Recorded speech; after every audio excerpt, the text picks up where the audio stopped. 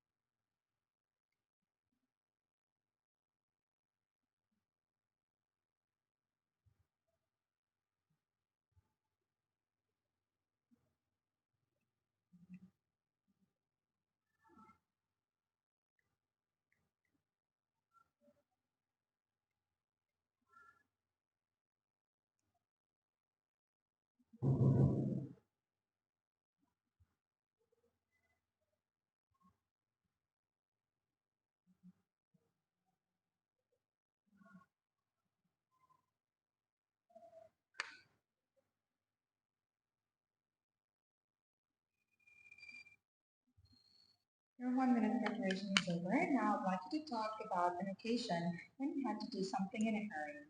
I I think for me the age of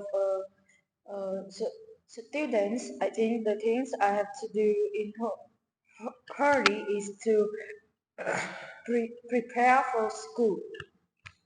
When I'm just primary, um, in the morning, I have a habit that I want to sleep more and I don't want to wake up. But the time for school is very early, so I have to wake up um, early to prepare for school.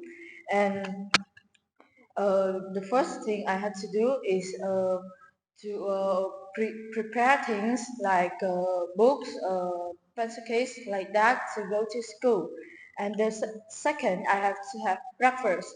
And on that day, I don't eat a big breakfast. I just eat small breakfast to hurry in time to go to school.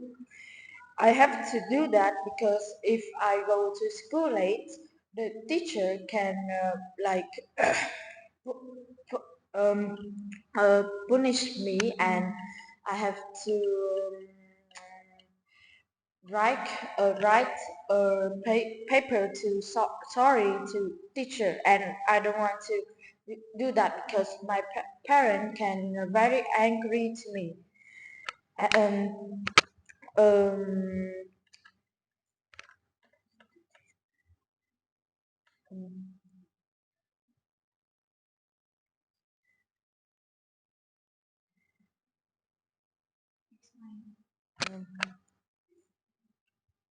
I felt about having to do this in a hurry. I felt that it's very scared because um, first is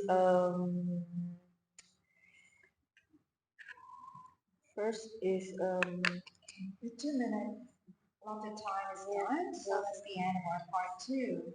Now let's move on to part three, in which the discussion topics are about arriving late and managing study time. Jacob, what should happen to people who arrive late for work?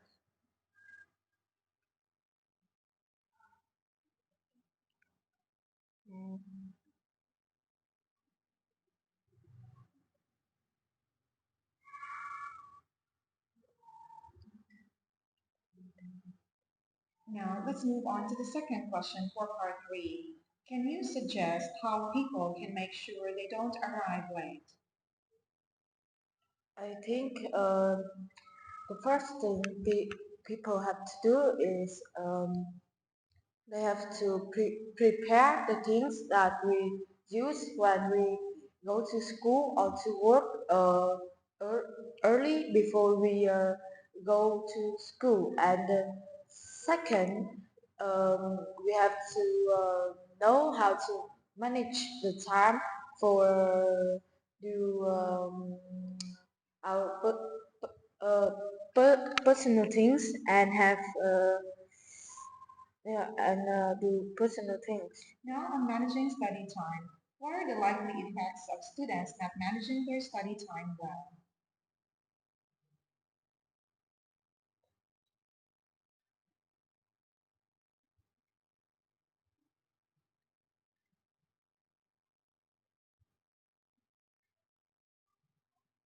And now for the final question. How important is it for students to have enough leisure time?